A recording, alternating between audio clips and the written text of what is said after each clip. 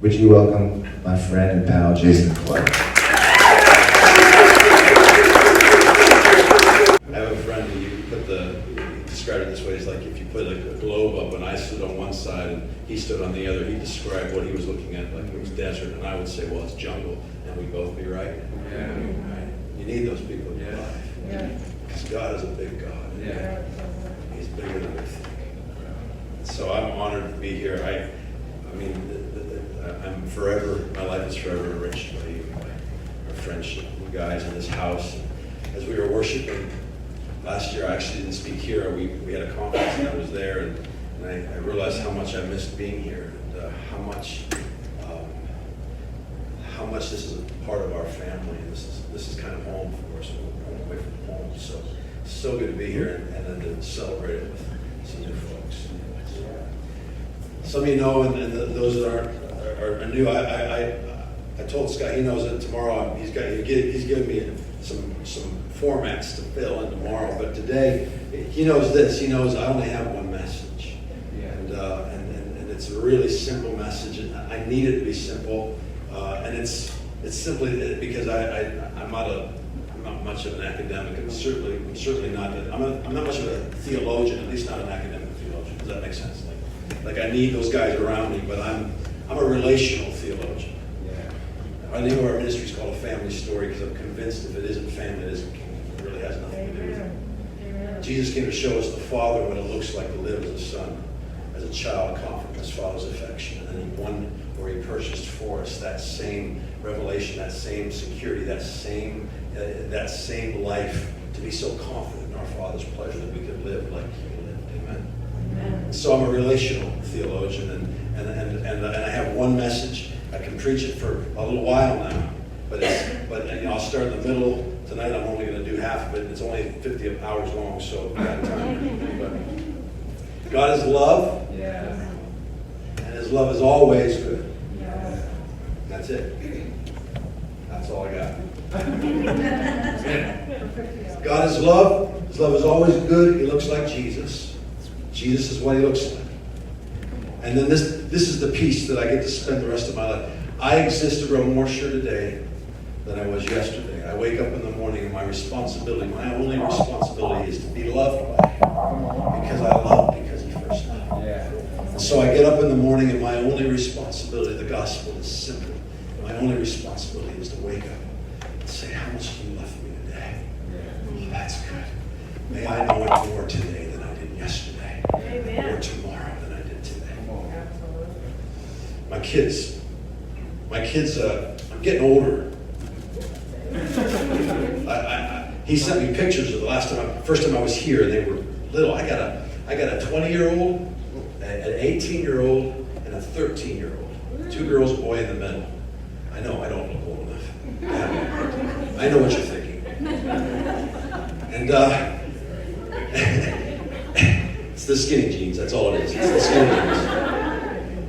And we were talking about these different seasons in life, and we're in that season now.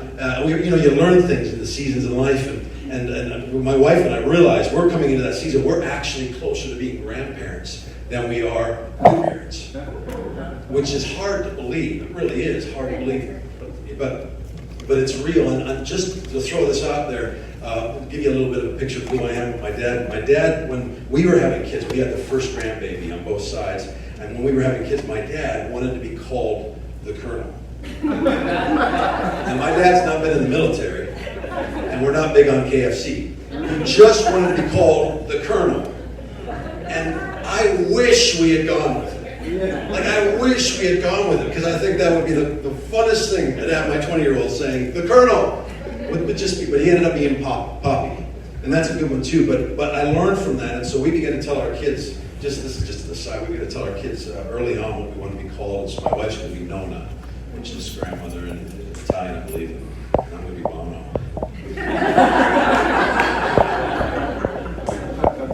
But we're in this season now where I used to put them to bed, but now they put us to bed. Somebody know this season.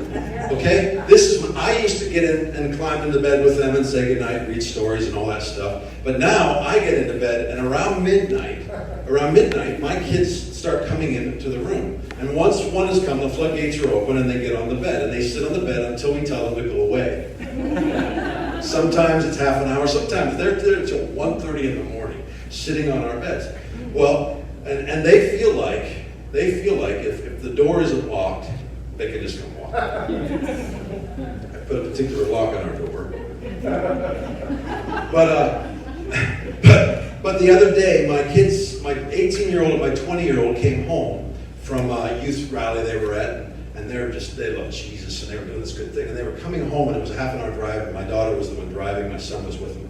And they came in, and they had been fighting for the last half an hour. And it wasn't the kind of little kid fights where you have to get, they were actually having this deep conversation, back and forth, very polite considering their siblings, but very heated. And they came storming upstairs and got in bed with us. And the fight was about hell.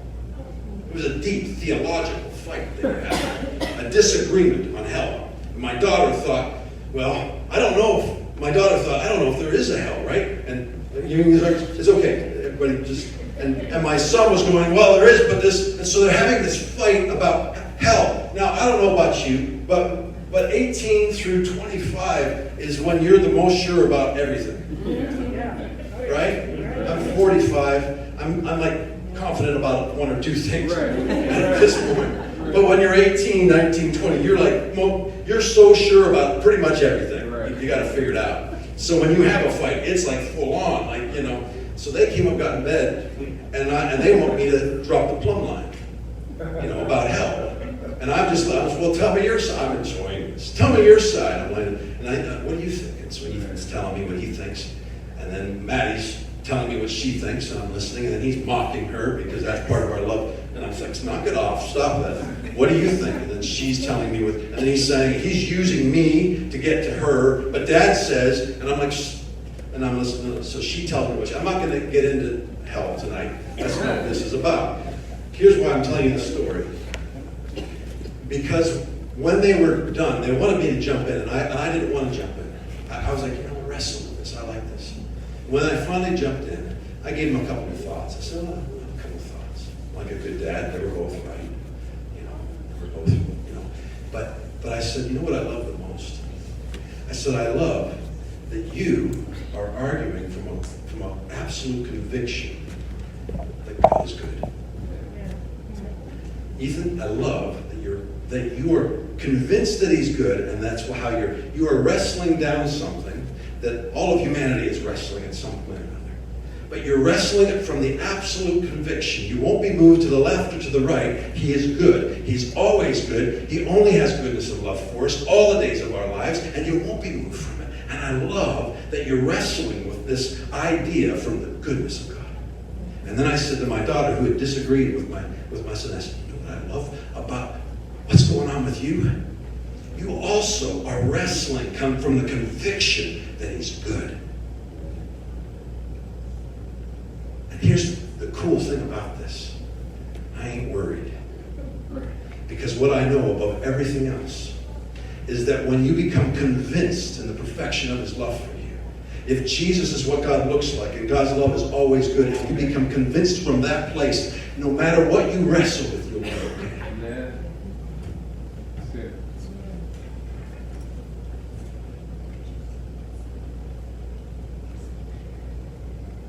I was here maybe 5-6 years ago, and I went out for a walk in between. We didn't do it this time, but we used to meet with the men on Saturday mornings, and then there would be meetings Saturday night. And this one time, I think it's probably one of the few times that I stayed at a hotel, and so I was dropped off, and it was after lunch, and I thought I'd take a nap and then maybe prepare for the evening. Instead, I felt prompted by the Holy Spirit. I thought, I'm going to go for a walk. And I went for a walk, and I got a lot on my heart here, so how you doing? Okay? Yeah. I went for a walk, and I felt the Holy Spirit talk to me. I felt my Heavenly Father talk to me. I made this decision 12, 13 years ago. It's the most profound shift outside of saying yes to him when I was 5 years old. It was this prayer right here. I said, I'll no longer interact with you based on my thoughts about who you are. I'll interact with you based on your thoughts about who I am. Come on. I'll no longer interact, by the way, you get no say in how I feel about you. Right. I'll no longer interact with you based on my needs and my perspective. I'll interact with you based on your love and the perfection of it toward me. And it shifted everything in my life. It began to bring me into confidence and security. So 5-6 years ago, I went out for this walk, and God was talking to me, and I was beginning to understand some new things. And He said to me, Jason, and this thing that he said to me actually asked me a question, and it's been something that's guided me for the last 5-6 years. It's begun to form some new thoughts. But He said, Jason, is it possible? And by the way, when He says, is it possible, what He's saying is, it is possible. Yeah. Jason, is it possible to become so confident in my affection, so sure of my pleasure, so one with me, that you would walk from this life into the next, and it would be no such, not a big transition? Yeah. Right. Is it possible to step from this life into the next? 1 step, 2 step, you hit the next life, the next life, and it's not a huge transition. He wasn't saying that heaven isn't going to be glorious. What He was saying is, is it possible to know me, to become one with me in such a way that you know how I think and how I move and how I have my being, and when you get to heaven, you're not shocked by how heaven operates because you've been practicing it. Come on, it's good. He was saying, Jason, it's possible to become one with me in such a way that you would be so confident in how I move and how I have my being and who I am, that we would become such good friends. That when you step from this life into the next, He would be like, yeah, that's what I thought. Jason, it's possible. The boys, the disciples asked Him a prayer. They said, teach us how to pray. And He said, I want to teach you how to pray. You start with Dad. Dad. Hey, Dad. You're really good. You're really holy. Your name is beautiful. Hey, Dad, your reality become my reality. Your kingdom come, your will be done. On earth as it is in heaven. You know this prayer? Yeah. We call that the Lord's Prayer. But I want to tell you that there's a prayer, actually, I think, that would be better titled the Lord's Prayer. John 17:21. It's the prayer that Jesus actually prayed. He said, I pray that they will be one just as you and I are one.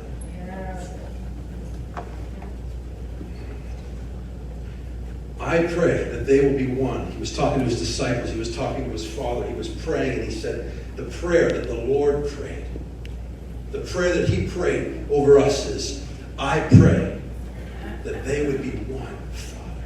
Just as I am in you and you are in me, that they would be one. That they would know this intimacy. That they would know this oneness. Like you and I know this intimacy. Like you and I know this oneness. And may they be in us so that the whole world will believe you sent me.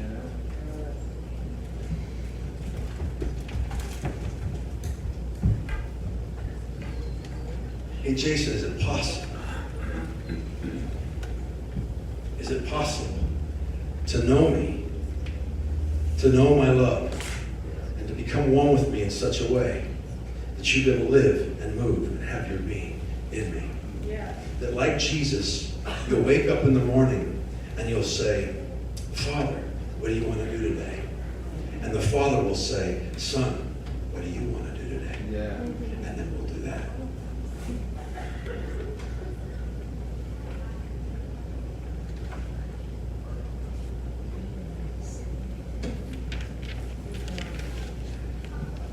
All right, you ready? Bring it on. John 15:15. This is where I'm running right now. This is what I'm running after. This is fun stuff. I'm going to throw an idea at you. John 15:15. I'll read it if you want to read it with me. I want to throw a thought at you. Put it in your back pocket, but I'm going to pull it right back out. You're going to think about it, chew on it. I don't believe, stick with me on this because we're going to run down this road. I don't believe that before the fall, the idea of master and servant existed. I think the language of master and slave, or master and servant, entered the world at the fall. I also don't think it's the language of heaven.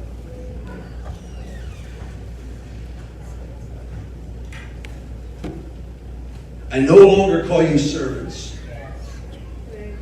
Because a servant, this is what Jesus says. He says, hey guys, listen, I no longer call you servants. In fact, and this is the Passion version, and I haven't done the homework that I'm sure others will do on the Passion version. If you've heard the Passion version, it's a paraphrase of the Bible. So it's the Passion. I'm throwing it out there. But I think it's right, even if the Greek isn't right. The Passion version says, I never called you servant. And I think that's the truth.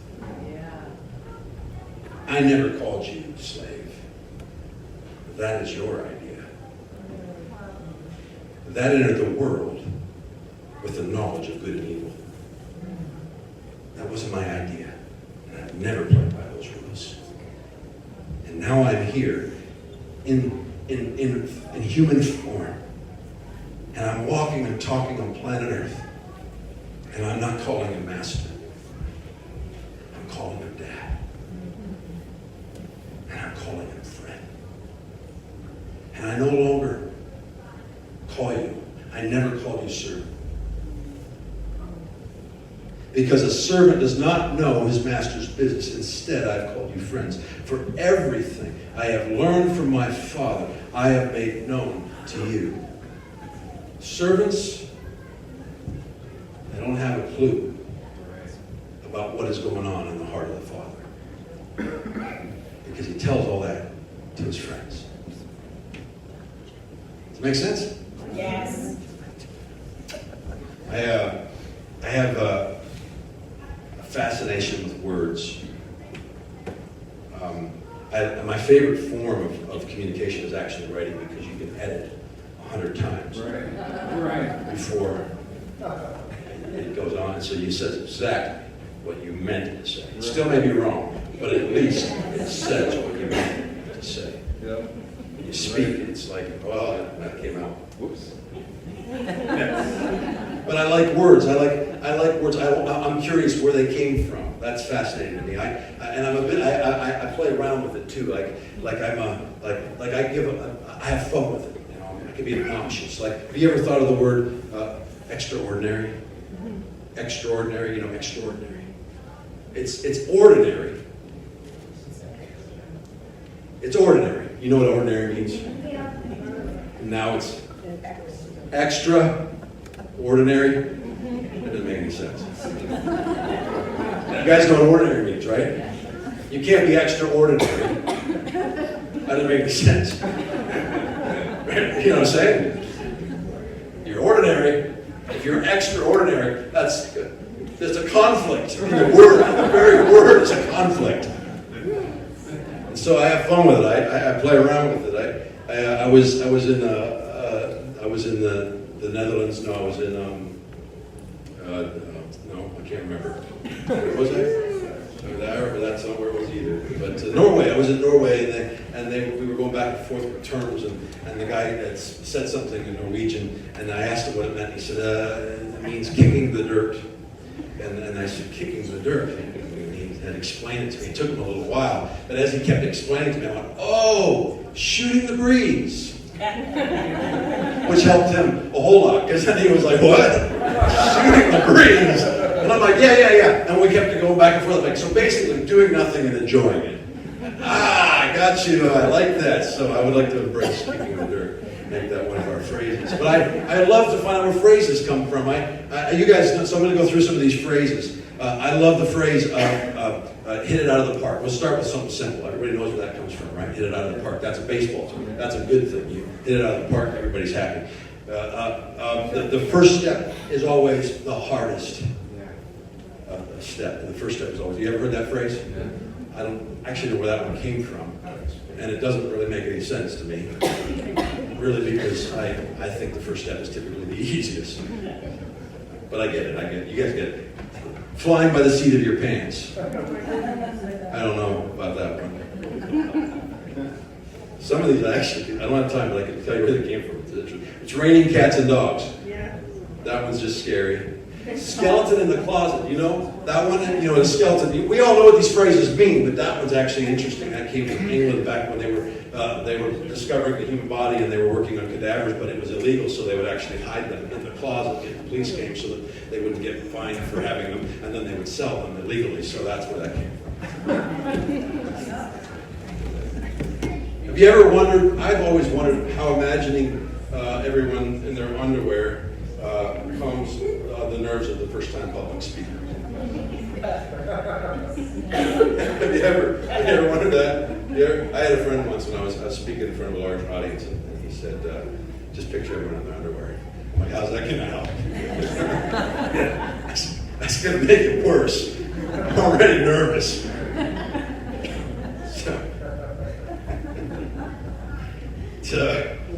But there's this phrase that I never understood that recently I got some clarity on, and I'm using it this evening. It's the phrase, you can't get there from here. You know that phrase? You can't get there from here. I never understood that phrase, to be honest, because, again, me being a little difficult, I'm like, if you're here and you need to get there, then once you got there from here. So, I don't understand that phrase. It's like, how else do you get there but from here? You know what I'm saying? And you can throw distance into the mix. You can throw distance. You can go to the moon. But if you go to the moon and you start on Earth, then when you got there from here. It just doesn't make any sense. And so I would give people a hard whenever they say it. They ask for directions. Like, you can't get there from here. I'm like, well, how else am I going to get there? Like, it's got to be from here because this is where I am. So one day I was with my brother. A few years back, we were on our way to Louisville.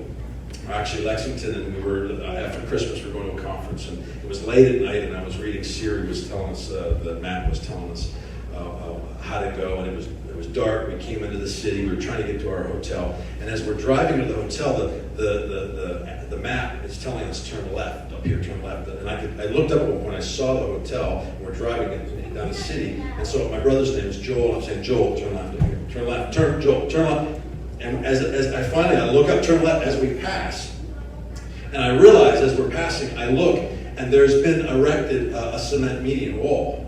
And it's new, it's freshly poured. You could tell it was new cement. And so as we're passing by this, and as the map is saying, recalculating, we're passing by the hotel, out of my mouth, I said, oh, you can't get there from here.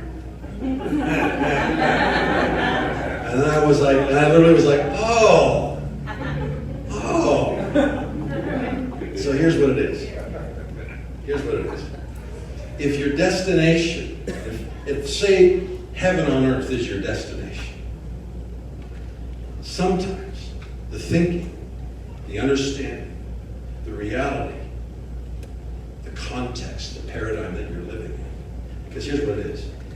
It's basically saying this road won't get you there. You're going to have to get off this road and get on another road. That's what the saying means.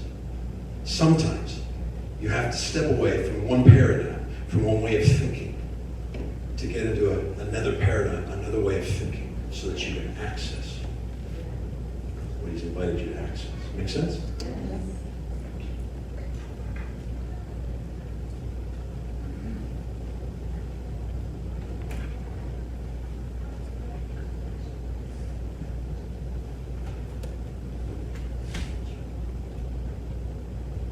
I believe this is what Jesus was doing.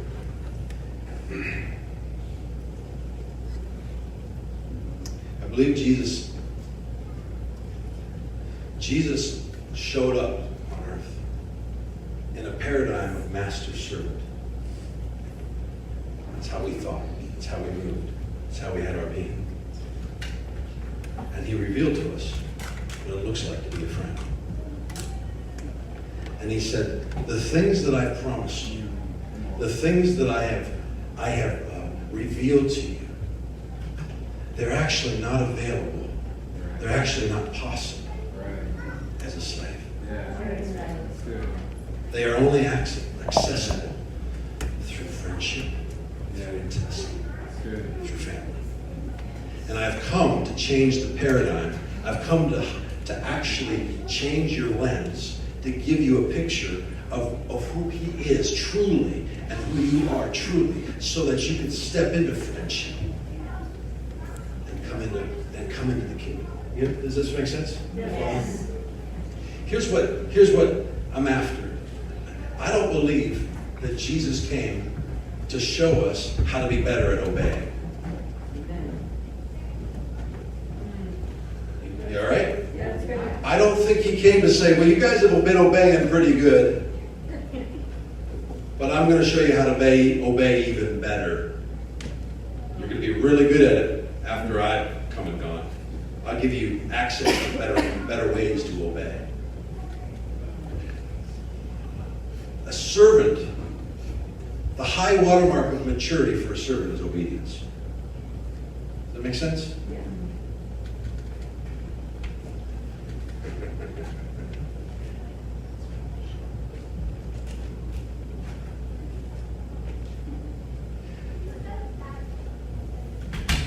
So I'm going to come back to that.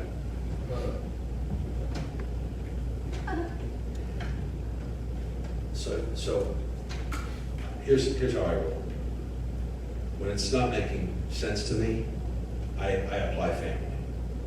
Does that make sense?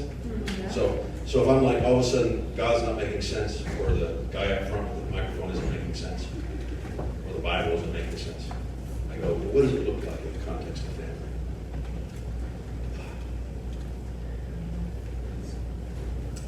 I mentioned I have an 18-year-old boy. We've navigated mostly through this season. He's 18 now. When he was between the ages of 10 and 15, 9 and 16, we had to make some laws. If you're a parent, you understand that sometimes you've got to make some laws. Laws, they got to be made. You got to make them, because you got some self-centered kids running around. I like to drink juice. My son likes to drink juice. So I would go buy juice. I bring it, some of you know, I buy juice, I bring it home, put it in the fridge. I go do something. Felt like it an hour, but it was pretty quick. I would come back to the fridge thinking, I'm going to have some juice. And there'd be this much juice. Not no juice. This much juice. I mean, come on. Come on. Like, this much juice makes me mad. Because this much juice means he thought about it. And then thought that was okay. I didn't drink it all. That's what this much, what are you going to do with this much juice? You know what I'm saying? Nothing. You're going to pour it in a glass and wish to God that you didn't tell your kids where the juice was. Or something worse. You can't do anything with this much juice. And so what do? You make a law. In my house, there'll be laws. And you line all the kids up. You line them all up so they all feel like it, but really you're just talking to the one. But you line them up. The other two know, but they just tolerate. Here we are again, getting the lesson because of Ethan. You line them up and you say, guys, one glass of juice a day. And you think you got it? You think, all right. I'm serious. I mean it. Look at my face. One glass of juice a day. I love you. One glass of juice a day. Right? And then you come home, this much juice. You come home and he has found a 32-ounce cup and he's got it topped off. One glass. So what happens? Year one law has babies. Now we need another law. We need another rule. And so you say, okay, I can't believe I have to say this.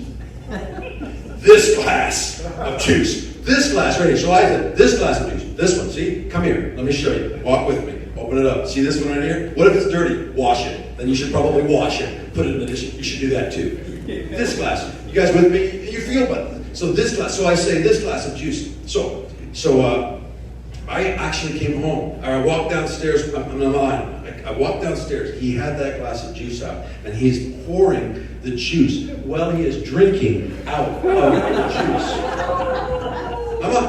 This is one of our favorite stories now. It's funny, but it wasn't funny then. I came down and said, are you kidding me? Are you kidding me? What? And so I had to make another law on top of the law. Here's the line. I'm going to take a Sharpie. It's right here. This is what we're doing.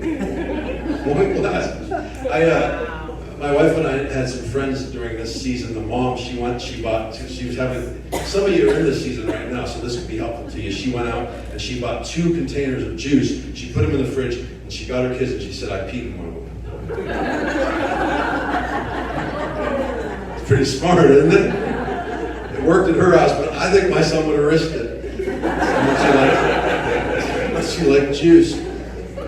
My point is this. My point is, as a dad, the goal of a dad isn't that I micromanage my son's juice intake for the rest of his life. I got other things to do. And besides that, there's chips, there's brushing your teeth, it's an endless job. If my job as a dad is to get obedience from my son, and obedience is the highest goal of relationship between us, it's going to be exhausting for the both of us. My goal isn't that my son is obedient. Yes, obedience is the here's what it is. Obedience is meant to be the fruit of the fact that my son and I are one. See, the goal of parenting is that at some point my son would be able to go to the refrigerator and do the math and look around the room, and he has actually grabbed a hold of what I call a juice culture of generosity, which is what I want, a juice culture of generosity. That's what I'm after. I want him to get a hold of my heart, and my heart becomes his heart, and then when he walks to the refrigerator, he does the math and goes, oh, I can have about this much to make sure everybody else gets the juice. What's the evidence you're free? Self-control. Yes. My goal isn't that I control my son, it's that he controls himself. My goal is that if I am a loving father and I can impart to him some of my culture and he can get a hold of my heart, at some point he's free to go to the refrigerator and everybody gets juice. Can I get an amen? Yeah. Amen.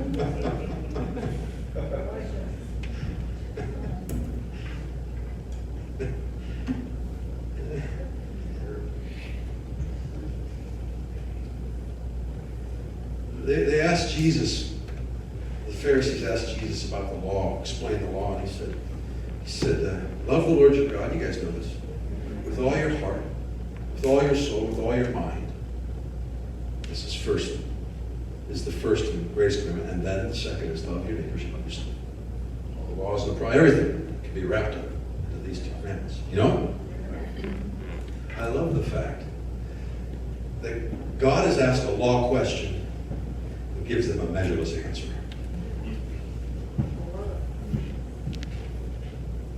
Here's the law. I'm going to give you something you can't enforce. No, that's good. That's good. The law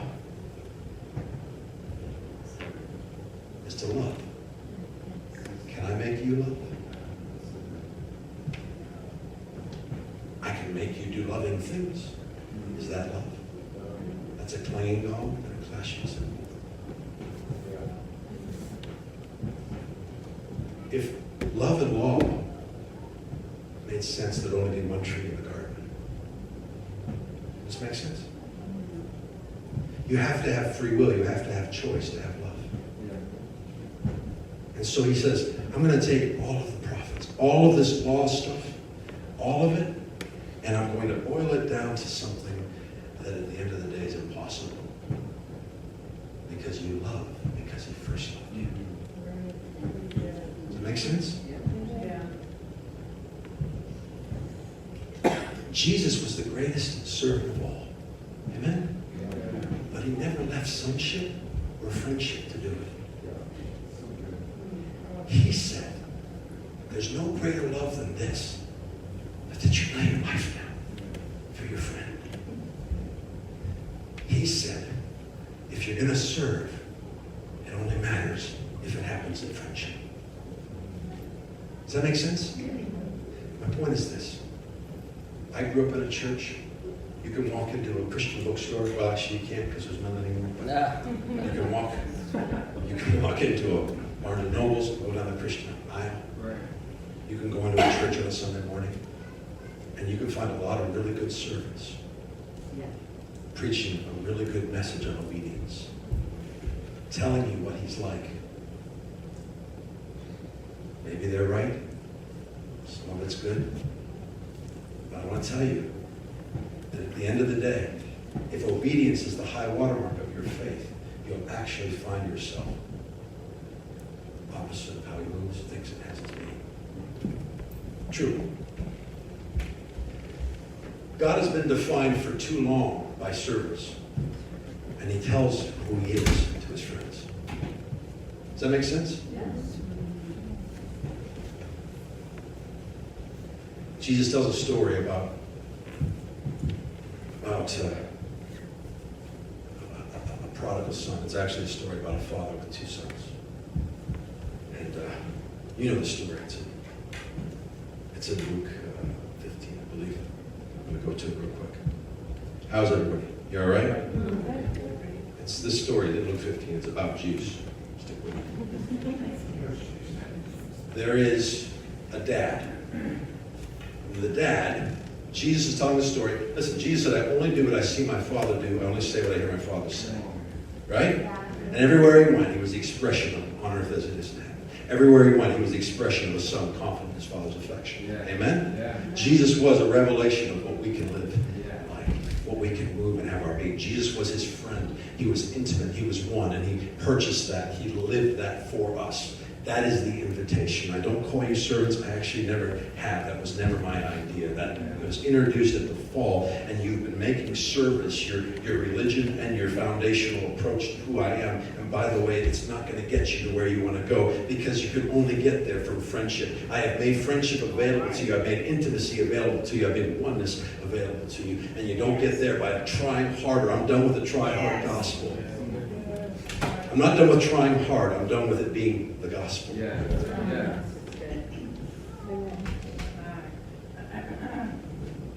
There was a father. Jesus says there's a father. He has two sons. The younger son. Here's what happens in a house where you think law, where you think master slave. Maybe that's a better way of saying it. In a house where you think master slave, that's how you think. Okay? We live in the world of master slave. Good and evil. The knowledge of good and evil created a paradigm in which everyone on the planet thinks master slave. Why did Jesus use the language? Because when you're lost, that's the only language you understand. When he talked to Nicodemus, he said, hey, I'm going to speak to you in the language of earth, because I got to use the language of earth to get you into the deeper things of God. And so he uses that language. He refers to himself as a servant, the greatest servant of all. Paul refers to himself as a servant. But understand me, they were never serving outside of friendship or outside of sonship.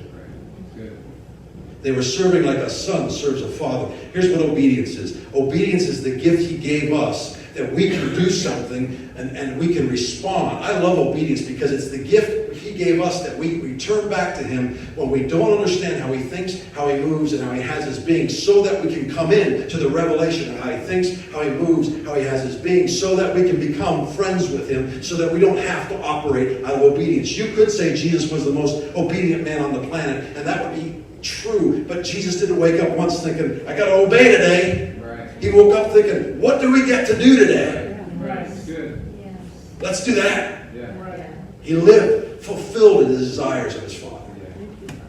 Jesus tells the story, there's two sons. The younger son, he's living in this context. He thinks of the Father as a master. If you are operating with a master, there's one of two options. You'll either strive for him or you'll leave. And this younger son left. He said he took his money and he left. And he said he was tired of one juice a day. He had done all of the things you could do, and he was tired of one. Did you get it? He was tired. This is a stupid rule. He never got a hold of his father's house, so off he goes. He takes the money and he's juice willy-nilly. He's his own master now. Everybody's getting juice until he runs out of money. You guys with me? He runs out of money. You know the story. There's a crash. The economy crashes. He finds himself working for a worse master than himself. And he's feeding the pigs. They're eating better than he is. No juice. Are you with me? You get it? And he has this epiphany. thinks, my dad, I remember, he's a good master. Not, oh, my dad, the father, didn't have that revelation. He thinks, my dad, he's a good master. The servants in his house, they're taken care of. And in that moment, he repents. He goes, oh, has a new way of thinking. He says, I'll go. Still same paradigm. I'll go and I'll be a servant in my master's. So here's the deal. If he's a good master, great. But understand that the whole point of a good master, Jesus tells the story, is he says, I'll go home, be a servant in my father, my master's house. He gets home. He doesn't even get his apology out. And the father greets him at the door, swings him around, gives him the robe, gives him the sandals, gives him the ring. And he gets a revelation of what? It's a good master that brought him home, but he didn't come in home to a good master. He came home into the arms of a loving father. Do you get it? It's great. But when he got home, he discovered the father was his friend. And you know what happened then? He went into the house and he started pouring juice for everybody. They had a party. And you can see him. I can see him. He's like, come on. Hey, guys, get around. He's pouring juice. Him and his dad are looking at each other. This is so good. I didn't know how good it could be. And then we have the other story. The older son comes in from the fields and he's working. And he's upset. He's upset because he's been a really good servant. The best. I mean, he's been slaving. What are you doing? Why are you throwing a party? He says. And the father says, what do you mean? He was lost. He's come on in and party with us. And the older brother says, I've been slaving. You've never killed a calf or a goat for me. I've always wanted juice. What do you say? He's saying, really? And then the father looks at him and says, what? What are you talking about? You can have as much juice as you want. That's what he's saying. He says, what are you talking about? You can have a party This is what the father says. He says, everything I have is yours, son. Everything I have, it's yours. That's what Jesus came to show us. Everything he has, it's yours. It's already yours. You're just growing in the revelation of it. Jesus was born, so he grew in wisdom and favor with God. It doesn't mean that he somehow gained more favor each day. When they handed me my daughter, they put her in my arms. I didn't look at her crushed by how in love I was with her, and then adoringly look at her and say, all right, you can have some favor. We'll see how this goes. I said, you have all of my favor. You're going to grow in the revelation. You get it? Everything he has is ours. Everything he has is ours. We're growing in the revelation of it. It's already done.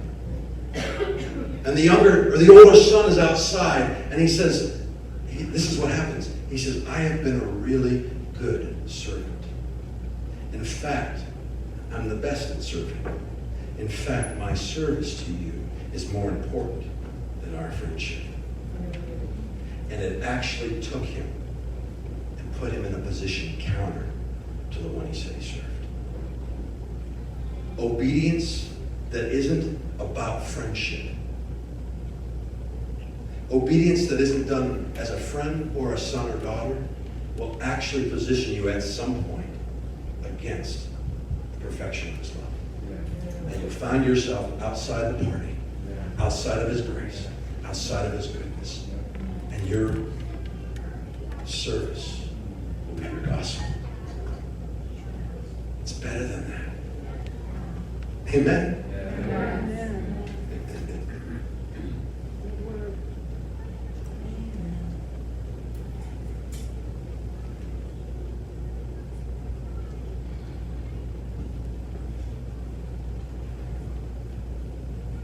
Never called his servant.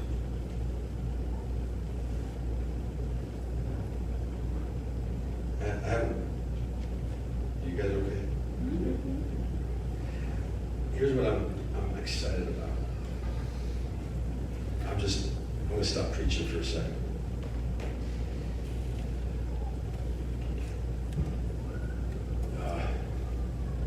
This is what I'm learning. I'm 45. Baby. Or an old man, depending on your perspective. Here's what I figured out. Proverbs 13. You know, hope deferred makes the heart sick, you know. But desires, longing, realized. Desires fulfilled is the tree of life, you know? Tree of life. That's the other tree in the garden. That's the revelation of his affection, his love. That's living confidence, affection. That's what Jesus came. Jesus actually lived from the tree of life. Everything was good. He was one with his Father. He was with me. Desire fulfilled. Longing fulfilled. So, I'm growing in his affection. I'm growing in his love. You can't move me from the perfection of his love for me. That's been our conviction for 13 years. Really, since I was 5, but I've started to have words for it in the last 13 years. But in the last 18 months, last 2 years, it's been hard. To be honest, it's been kind of hard. It's like, I get it here, and I had it here, but it sure seems like a lot of unfulfilled desires. And this is what I knew 2 years ago. God told me this, and so this is how I've been navigating. It's been really fun the last 6 months. I finally feel like, oh, I get it. I'm just sharing. You guys all right? Yeah. I used to think hope deferred makes the heart sick, but longing for desires fulfilled is the tree of life. It was like basically a commentary. Like, duh. Right. When things don't happen, that sucks. Okay, so hope deferred makes the heart sick. Check. Check. I've experienced that. That's true. And longing fulfilled is a really cool thing. Yeah. This isn't rocket science either. Check. I thought it was a commentary. And I want to tell you, God told me 2 years ago, that's not a commentary. That's an invitation. You can live as a servant to a master, and hope deferred will be your reality. Or you can live as a son and a friend, and you can live from desire every day, being fulfilled. I am your desire fulfilled.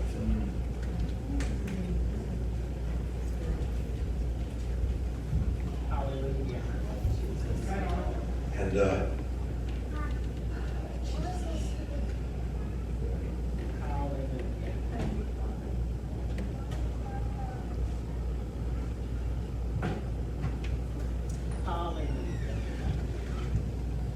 so I was in the last few months, there's been a transition in our lives. Nothing's happened, nothing's changed. But basically, I've become, it isn't just theology anymore. I'm starting to realize that I can actually walk in such confidence of his affection. But this is what I want to say. I lost my thought for a second. I'm 45 years old. We started there, covered that. And the strongest emotional feeling the last 3 years, the one that's the strongest, I love my wife, I have great emotional feeling on a regular basis. I love my kids. Overwhelmed at times with how much I love them. These emotions are good emotions. Joy, peace, hope. Those are all the emotions of the kingdom. They are powerful emotions. I understand this. I understand that Jesus did. Here's what I believe everything Jesus did, he did out of desire fulfilled. I believe everything he did out of desire fulfilled. Even on the way to the cross, it was the joy that sustained him. He scorned its shame. It was the joy that sustained him. And on the way to the cross, I'm convinced he was only doing what his Father's will was, but I also know his Father was only doing what his Son's will was. Because Jesus only said what he heard the Father say, only did what he saw the Father doing it. As he's in the Garden of Gethsemane, and he says, not my will, but yours be done. How many know he was echoing the words of his Father? Not my will, but yours be done. Yeah, that's good. I believe that there's a joy that's so powerful, you can go to a cross and live in the sustaining power of joy. And that's what I want to have. Regardless of my circumstances, that I would experience righteousness, peace, and joy. The evidences of my oneness with him. But at 44, 45 years of age, I was realizing that one of the strongest emotions that I felt, the one that would come in and control me, was hope deferred. I can't explain it. But the older I got, It was there when I was 21, but not too strong. It was there when I was 35, much stronger. And now in my 40s, it will show up like a wave of despair. Does it make sense? All of a sudden, all the disappointments. 45, so all the disappointments, all of the waiting, all of the things that didn't happen, all of the places where there was death, all of those things where I contended and I believed, all of a sudden hit me out of nowhere. And that feeling will consume me and become stronger than all the other feelings. I'm just being honest with you guys. Does that make sense? And in the last 2 years, it's really bothered me. Whenever it's happened, I've had a couple moments where I'll pull off the side of the road, I'll stop my car, and I'll say, God, this is illegal. This is illegal. And I get raw with him. I'd say, I'm disappointed. I know this is wrong. I know. And I would lay it all out for him. And then I'd invite him to come in.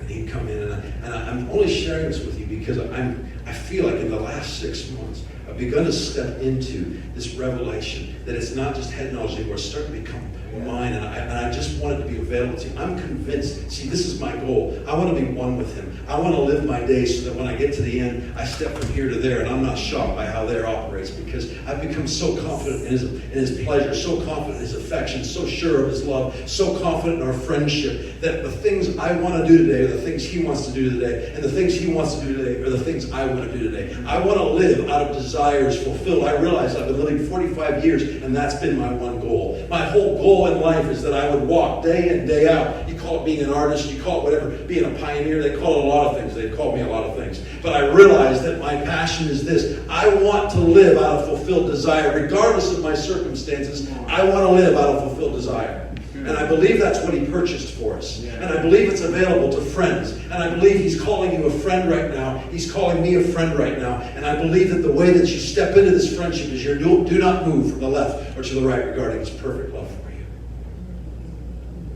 Does that make sense? So I had other notes, and I had another story, but my heart is that. That's my heart tonight. My heart is that you would know his friendship. That you would know his friendship. That you would know that he loves you. Amen? Amen. I'm with this here.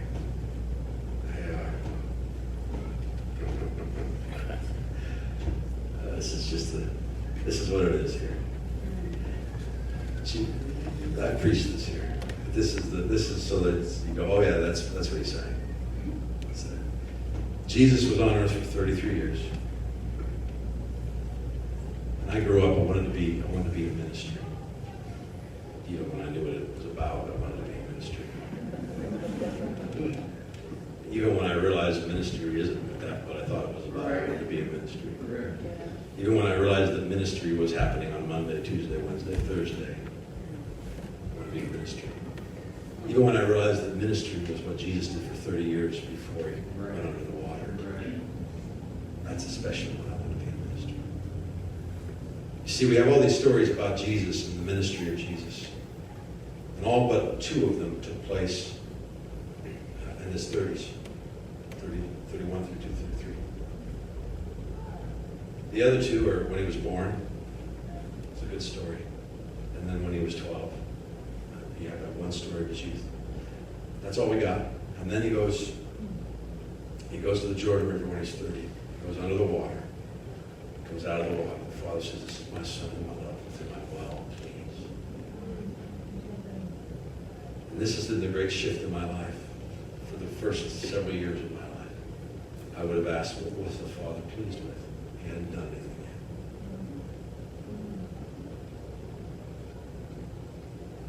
yet. Now I know all the stuff he did from his Father's pleasure. Now I know that everything he did out of the desires of his heart, out of fulfilled longing. Now I know that for 30 years his ministry was simply to become one with his Father. It was actually his ministry for 33 years. And for 30 years, he didn't have a lot of evidence, the kind that we like to see, the kind that made him famous. hadn't healed any eyes or ears or lame. He hadn't walked on water. 30 years he spent discovering his father's love. I'm convinced 30 years he went to bed and he woke up more sure of his father's affection than he was the day before. One responsibility, one ministry. My father and I are one. He loves me. And then the father said, by the way, I want now, at 30 years of age, I want to tell the whole world how pleased I am with you. Let's go do some stuff. And then the stuff Jesus did, he did from his father's pleasure. Yeah, right. And he did from longing fulfilled. He operated out of desires fulfilled. Does that make sense? Yeah. Everything he did, he wanted to do. Even the things he didn't want to do. Does it make sense? Right. That is amazing. That's the gospel. It's so much better than slavery. That's why obedience is his gift to us. It's his gift. You give it to your kids. As a pastor, sometimes you'll give it to a new believer. Say, hey, let me give you some things you can do. But don't ever do them for. Do them all from his pleasure.